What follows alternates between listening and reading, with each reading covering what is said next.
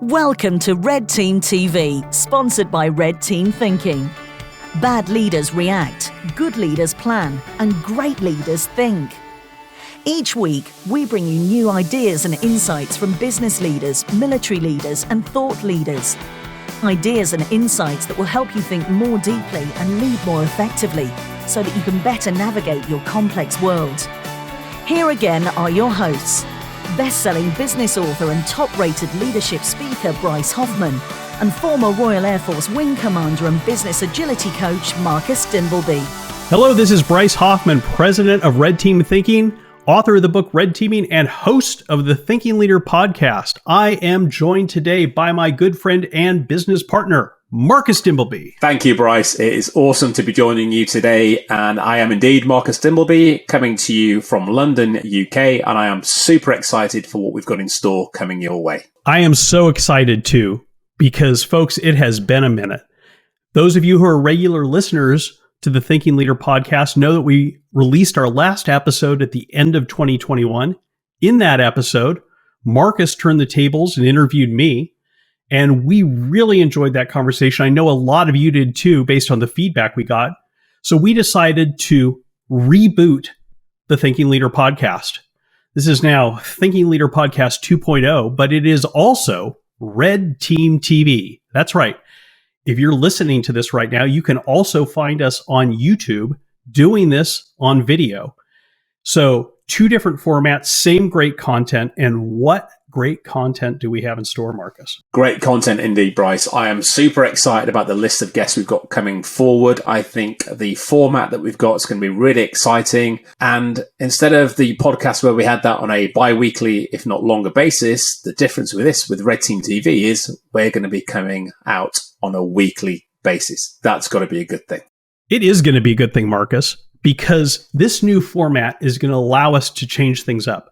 We're going to continue to have those amazing conversations with world-class leaders that have been the hallmark of the Thinking Leader podcast. But we're going to alternate. Every other week, Marcus, you and I are going to share our ideas, our insights, our experiences with people that we have from working with organizations all over the world, giving our listeners actionable, practical insights that they can start using right away, that you can start using right away to make better decisions faster in your complex world, to be a more effective leader, to be a thinking leader, which is what this is all about. But I want to come back to the guest, because we have so many amazing guests who have signed up for the weeks and months ahead. It starts, of course, with business leaders, which is where we started, working with business leaders around the world. And we are going to have some of these amazing business leaders from world-class corporations, world-class companies coming on, sharing their experiences, sharing their knowledge, sharing what they've learned works, what they've learned that doesn't work, and giving you some amazing insights that you can use to become a better leader as well. But we're not stopping with business leaders, are we, Marcus? You're right, Bryce. We're also going to be having military leaders, not just from the US and the UK, but also from around the world. Military leaders who are going to bring in live to us their experience in the art and the science of leadership that you can take away and start using the very next day. So cool. But we're also going to have thought leaders, cognitive scientists, experts on not just leadership, but on culture, on business transformation, on organizational change, on navigating complexity, academics, authors, people who have just really powerful ideas that they're going to share with us and with you. Finally, one more group of guests that I am really excited about, and I know you are too, Marcus. I am so excited about this group, Bryce. You know this for sure. This is where we hear about the stories from the coalface. We've got frontline practitioners joining us to share what's going on where they work and how they're using these tools, techniques that help them be better leaders, help them enable their people to lead, to learn, and take forward their organizations in this volatile and complex world that we're operating in. I can't wait to hear what these people have got to say. I've spoken to a few of them already, and they've got some great things to share, and it's going to be amazing. They really do. And we've got some great things to share too, right, Marcus? I mean, that's why we've changed this format, is to give us an opportunity to share with you some of the things that we've learned as well. So we're going to be talking about how to engage critical thinking. We're going to be talking about how to enable distributed decision making. We're going to be talking about how to encourage diversity of thought in your organization. These are powerful things. These are powerful things that will help you craft a better culture, gain clarity, and develop the capability that you need to navigate this VUCA world. Remember, VUCA, VUCAH is how we spell it. Volatility, uncertainty, complexity, ambiguity, and hyperconnectivity. And the only way you can deal with that is to use your head, to think your way through it, which is why we start with engaging critical thinking. And we have so many ideas. I mean, this is what we do day in and day out, is help people learn how to engage critical thinking, right, Marcus? 100%. I feel so privileged to do what we do. And as you said, we've got these great leaders coming on sharing, but we've got lots to share. This privileged position we're in means that we get so much, I call it outsider insight. We get to go into work with these organizations and not only see what they're dealing with, but help them to, as you said, start to engage critical thinking, but also learn from them the things that we see and surface when we're working with our clients. It just blows my mind. And I just absolutely feel overwhelmed by the opportunities that we have to learn. And this is what it's all about. It's about learning so we can take these capabilities forward. And as you said, Bryce, if you have those 3 C's, clarity, capability, and culture, if you as a leader can enable those things in your organization, that's all you need. And I think learning from these individuals that we have the opportunity to work with day in, day out, the guests that you're going to have on, and the top tips that Bryce and I are going to bring you every alternate week, I think we're going to have a real great package to bring to both the audio and the video opportunities that Red Team TV is going to create going forward. And the Thinking Leader podcast. Let's not forget that. So one of the cool things that Bryce and I thought would be great to bring to the show when we're talking is choosing one cognitive bias or heuristic each week and discussing with you how that affects your decision making. And how to overcome it too. And how to overcome it too. That's the important part. But what is a cognitive bias and heuristic, Bryce? Well, a cognitive bias is anything that skews our thinking, that's kind of hardwired into our brain, that skews our thinking in ways that we're usually not aware of. And so a lot of our work is about understanding what these biases are and how to overcome them, how we can counteract them so that we can make decisions that aren't skewed by these unconscious biases. Heuristics is really just a fancy word for a mental shortcut. And our brains take a lot of mental shortcuts. If you read the excellent books that have been written on this topic by Dr. Daniel Kahneman, who I had the great fortune of working with when I was writing my book, Red Teaming, you'll see that one of the things that he and his colleague Amos Tversky and other cognitive scientists have discovered is that our brains are lazy, and that all of us, no matter how smart we are, no matter how well educated we are, no matter how successful we are, no matter how experienced we are, we all fall victim to this dizzying array of mental blind spots, of cognitive biases every day in all the decisions that we take. And we're usually not aware of it. So that's why we thought it would be a great idea to pick one of these each time we're together and drill down into it, understand what it is, how it affects our decision making, and what we can do to make better decisions in spite of it. Right, absolutely. And I love the references to Kahneman. That man's a genius when it comes to this. And I think one of his favorite sort of quotes from him that I always remember is that our brains are machines for jumping to conclusions. So let's start unpacking cognitive bias. Which one shall we choose to talk about this week?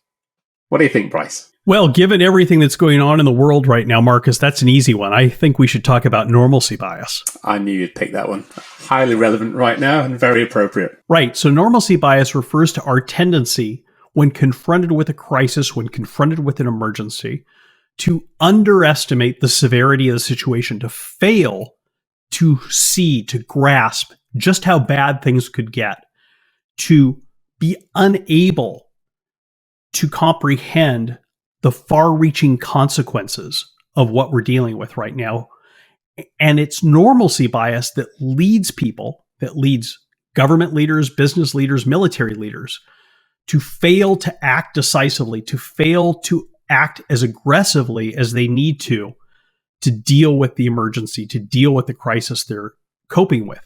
So it's a really dangerous bias. And scientists like Daniel Kahneman, Amos Tversky, and others have done a lot of research, a lot of studies into this. And one of the things they found, and this is really troubling, is that this is one of the biases they've actually been able to quantify. And they've been able to determine that about 70% of people in any given crisis will fail to grasp just how bad it is, will fail to see just how serious the situation is, and will therefore be unable to take the actions necessary to protect themselves, to protect their organization, and indeed to protect societies, if they're government leaders, from the crisis at hand. So we see this happening all the time. Right, Bryce. I mean, the present pandemic has been a huge example of this. We've seen, since we were in London back in 2020, almost the disbelief of people on a global scale that this can't be happening.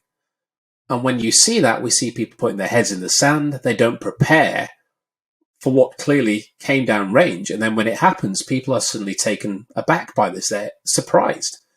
And I find that fascinating because all the signposts were there and we saw them all. And if I recall, you even wrote a Forbes article about this back in February 2020. Is that right? Yeah, I did. Back in 2020, I wrote a piece for Forbes saying, hey, if you are a business and you think that this pandemic, it wasn't even called a pandemic yet. When I wrote the piece, I just looked back at this.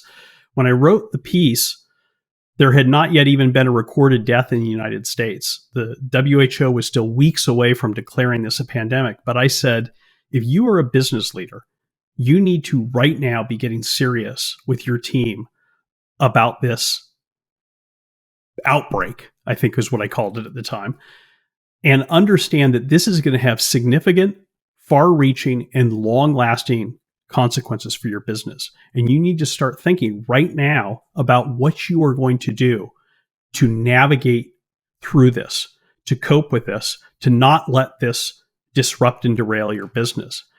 And I wrote this not because I had a crystal ball or I had any special insights. I'm certainly not an epidemiologist and I'm certainly not psychic. I wrote this because as a red team thinker, as someone who uses red team thinking tools every day, when a crisis emerges, one of the first things I do for my own business, for our own business, is say, right, what's the worst that could happen? But not just what's the worst that could happen, but to say in a calm and kind of structured way, what is the worst case scenario that could come out of this event for us?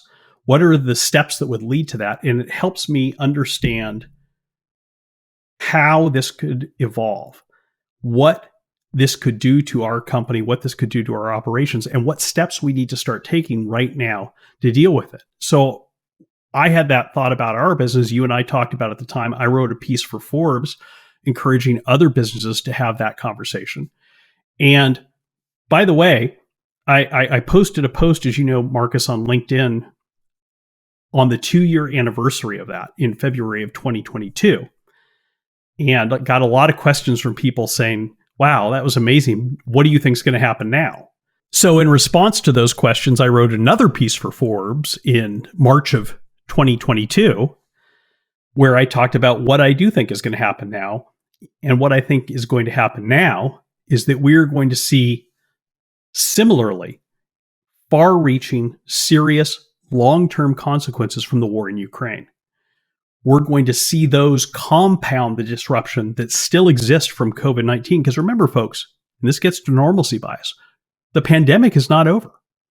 You look around, you look in London, you look in even San Francisco, where I live, which was one of the more conservative cities in terms of maintaining COVID restrictions. Even here now, they've all been lifted and people are acting like it's over.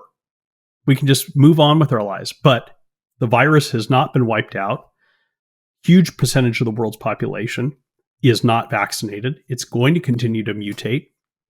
And there's just as high odds that the next mutation will be even more deadly and even more virulent than any we've seen so far, as there is that the next mutation will be less serious and will lead us out of the pandemic.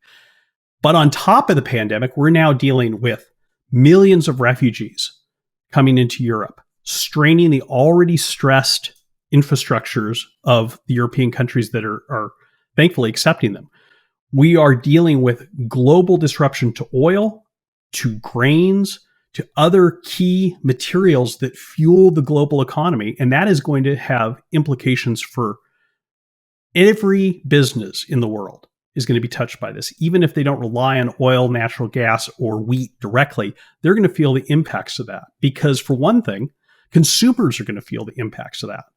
So when it costs more for people to fill up their cars, when it costs more for people to heat their homes, when it costs more for people to buy a loaf of bread, that is going to limit their ability to buy other goods and services. So every business is going to be impacted by that. Plus, you've got additional supply chain and logistic problems. There are hundreds of ships right now locked in the Black Sea that can't get out because of the conflict. And those ships are not available to move goods and products around the world. Then you've got the financial fallout of the sanctions on Russia. And all of this is happening before we even begin discussing the potential for this turning into World War III. So without being alarmist, because that's not what we're trying to do here, we're just trying to look and say, look at folks, these things are going to impact you directly or indirectly. And if you don't take a pause and look at how serious the situation is, how serious it is likely to get, you're going to get blindsided by events. And that's what happened to a lot of companies over the past 2 years. That's going to happen to more companies right now because the level of danger, the level of threat has just been turned up massively by what's going on in Ukraine.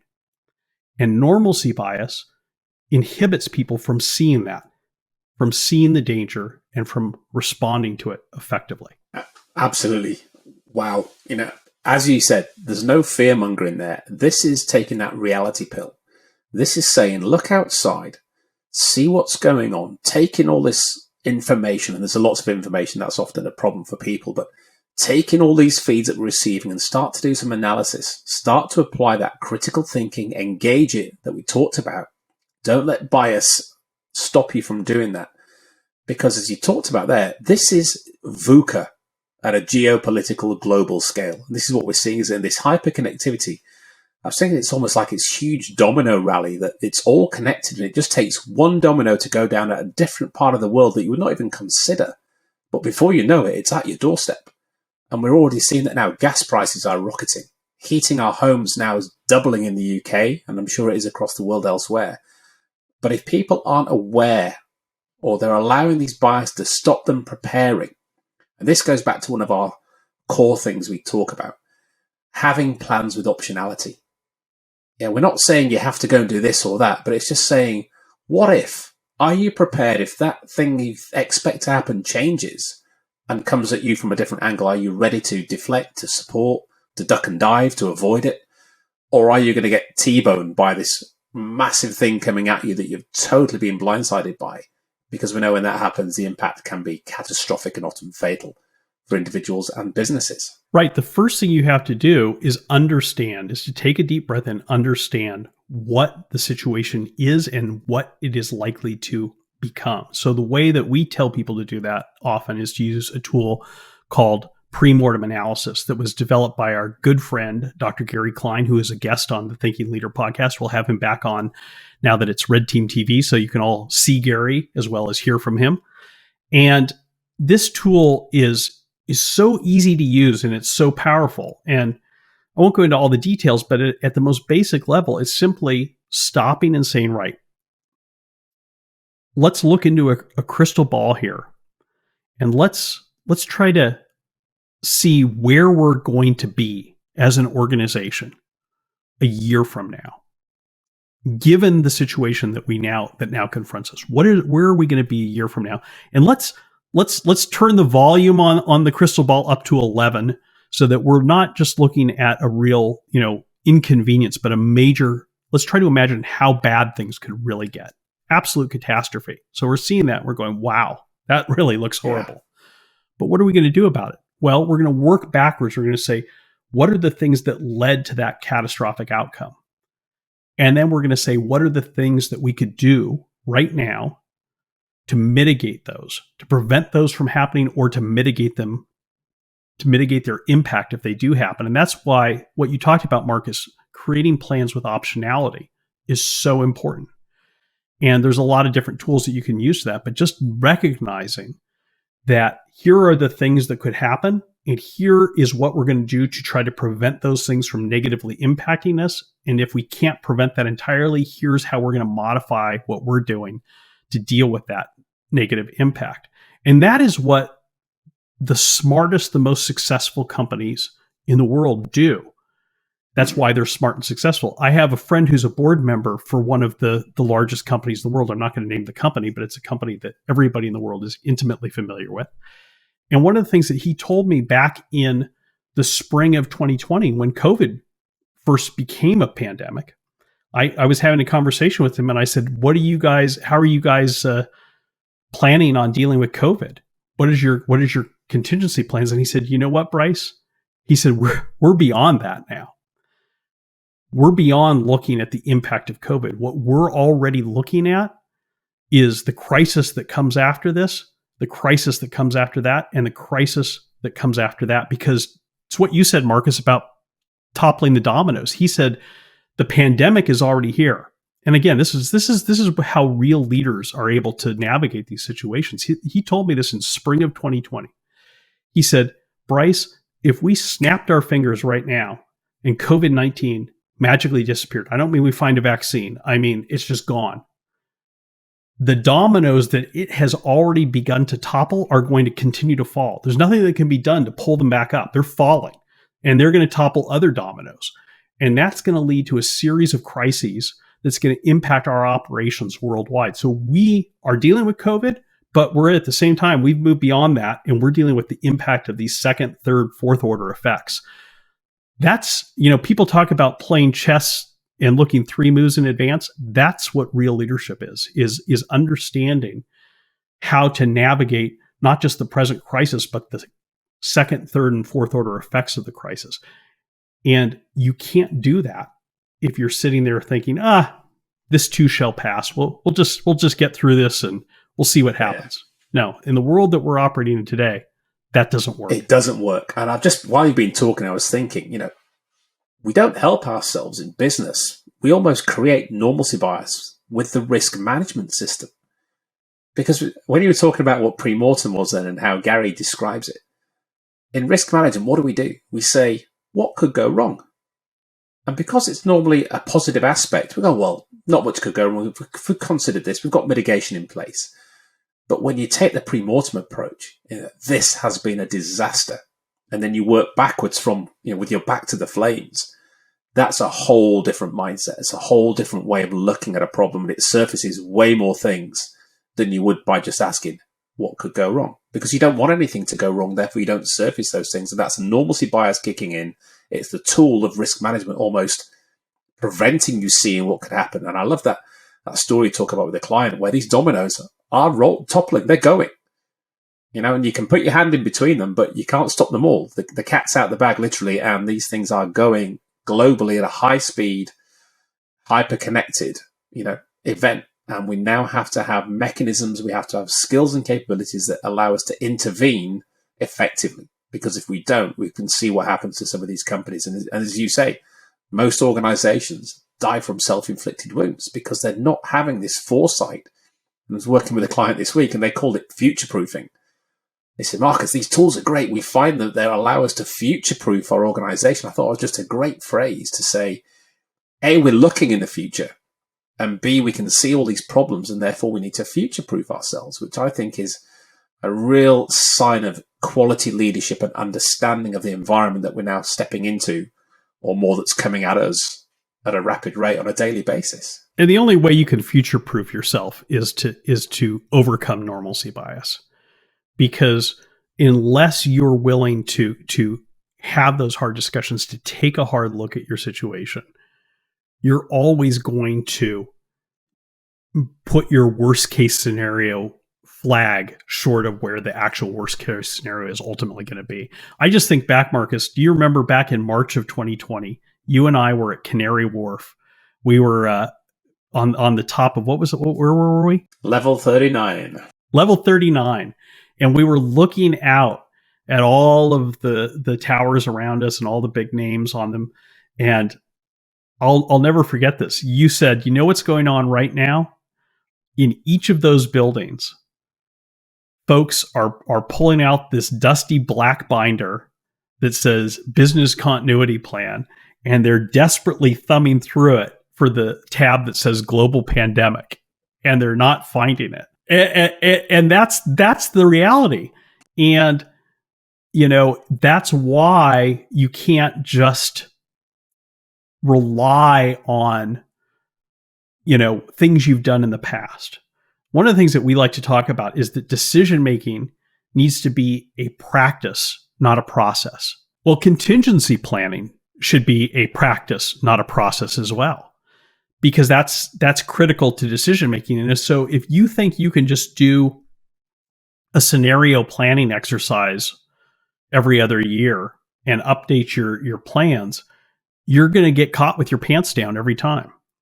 You need to be, as a leader, and this is true of big corporations, it's also true of mom and pop companies. You need to constantly be scanning the horizon for the risks to your organization, the risk to your company, and figuring out what you're going to do to not just mitigate those risks, but to steer clear of them if you can. And if you can't steer clear of them, to have options on how to deal with them. And that's so critical. And again, you can only do that if you get over the normalcy bias and recognize that we live in a very complex and rapidly changing world that brings with it every day new threats, but also new opportunities. And I think that's really key, because we've talked a lot about risk today, but it's not just about navigating risk. It's not just about overcoming threats. It's also recognizing that each of these new developments brings opportunities with it, right, Marcus? 100%. And this is the problem, isn't it? When you're so heads down, blinkers on, fearful of the threats and looking for those threats, you miss that absolute golden opportunity that floats right by you, because you're so heads down in the dark space that you don't have your heads up horizon scanning for those opportunities. And I think organizations that are doing that, we see them thriving. We see how come they've done so well during the pandemic? Because they looked at the different opportunities that were surfacing around them where everything else was falling down. And they had that ability, you talked about it, iterative decision making. They weren't so fixed in the decisions they'd made. They were willing to go, do you know what? That decision we made last week is wrong today. It may have been right last week, but today it's wrong. And do you know what? That's okay. We can iterate on what we're seeing. The sensors that are feeding us information now that are showing things have changed allow us to adapt. We've got plans with optionality. Our people are able to respond and pivot. And by devolving that decision-making responsibility down to where those decisions can be made the fastest, you're going to be able to adapt the quickest. And that's how you get ahead of your competitors. It's how you get ahead of the threats. And once you do that, you see those opportunities at the surface. And if you don't do that, surviving is no longer just an option. You have to be able to adapt and thrive to carry on in this VUCA world that we're facing into. That's so true. And one of my favorite pieces of advice from my mentor, Alan Mullally, is never miss the opportunity of a crisis. Think about that. Never miss the opportunity of a crisis. Now, that's very counterintuitive, because most people see crises as nothing but threat. So if you look at what Mullally did when he was president of Boeing Commercial Airlines in 2001, here was an existential threat to Boeing. Their order book was almost wiped out overnight after the terrorist attacks, because airlines around the world canceled their orders for new jets, or at least suspended them.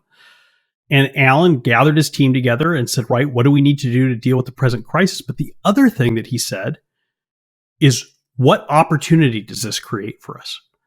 And it didn't take them long to realize the opportunity it created was to restructure the company and make it leaner and more competitive, because Boeing had been saddled by these old contracts that had been negotiated in better times. It had too many workers. It had uncompetitive labor agreements. And Alan went to the unions and said, folks, we're on the verge of going out of business here. And if you aren't willing to reopen these contracts and negotiate new terms with us, we're going to go out of business and all of your members are going to lose their jobs. And so he was able to do what none of his predecessors had been able to do, which was to right-size Boeing and make it a lean, competitive company again. He's only able to do that because he looked for the opportunity in the crisis. Great insight. And again, the crisis of the pandemic, we've seen some organizations, especially with this working from home, so many organizations just assume that as soon as COVID lifts, everyone's going to return back to normal. But as you said earlier, things have now changed forever. And that previous life that everybody thought was happening in our big central workspaces isn't going to go back to that because people's perspectives change. People's demands now change. And those organizations that just doggedly leapt forward and thought, right, everyone's going to return back to work full time, we're seeing that trigger in the Great Resignation. We're seeing people not accepting that. I'd rather leave and go and work somewhere else. And we're seeing companies almost scouring the internet and LinkedIn for people who are saying, hey, I want to look for another job. Well, come and work for us. We're not as dogged in our approach. We're happy to let people work where they want because we understand now that this is about flexibility. It's about giving people optionality as well as having optionality ourselves. And I think those organizations who saw those as opportunities and actually embraced them rather than having their heads down during COVID and returning back to normal, there is no normal anymore. As we said, VUCA is the new normal. And all of these things have to be considered. And if you're the one considering them, you're the one who's going to be leaning forward and making the advantages, come your way rather than be the blockers that we see so many of the organizations facing into, which is a shame, really, because it's quite easy to do. You've just got to take that normalcy bias lens off of everything you're looking at, sadly.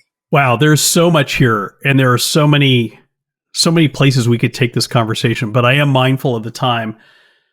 This is just an example, though, of I think what we're going to be able to share with folks every week. Either us sharing our ideas and insights, or even better, having these amazing guests share their ideas and insights so that we can learn from them. And you, our listeners, our viewers, can learn from them as well. Marcus, it's been a great conversation. We covered a lot of ground today. We sure did. And it goes back to what we initially kicked off with, talking about engaging critical thinking, enabling distributed decision-making, and encouraging diversity of thought. We talked about those 3 C's, didn't we? Clarity, capability, and culture. And all of that through the art and science of leadership, through the art and science of understanding and thinking differently. And, we've started to touch on that a lot today. There's going to be lots more coming down range. We're going to hit those bias and heuristics every week. And I think it's just going to be a wealth of knowledge, education, and fun. And I can't wait to get the guests on. I really can't. It's going to be fabulous. I can't wait either. We've got some fabulous guests coming up. And I also can't wait to get back on with you, Marcus, because I want to dig deeper into those 3 C's. Those are some powerful concepts, and I'd like to unpack those a little bit more for our listeners, for our viewers. So, folks, this is what you can expect from Red Team TV, from the Thinking Leader 2.0. Check out our next episode where you will have our first surprise guest. Not going to tell you who it is, but it's going to be worth tuning in to for sure. See you then. Thank you for tuning in to Red Team TV, sponsored by Red Team Thinking. Be sure to hit the subscribe button and notification icon below so you don't miss the next idea-filled episode. If you prefer to listen on the go, subscribe to Bryce and Marcus's podcast, The Thinking Leader, on Apple Podcasts, Spotify, or wherever you like to listen. And don't forget to visit redteamthinking.com to learn more about Red Team Thinking work and Marcus and Bryce's upcoming online courses. While you're there, take our free quiz to find out how you rate as a Red Team thinker and if your organisation has a Red Team culture. Because who thinks wins.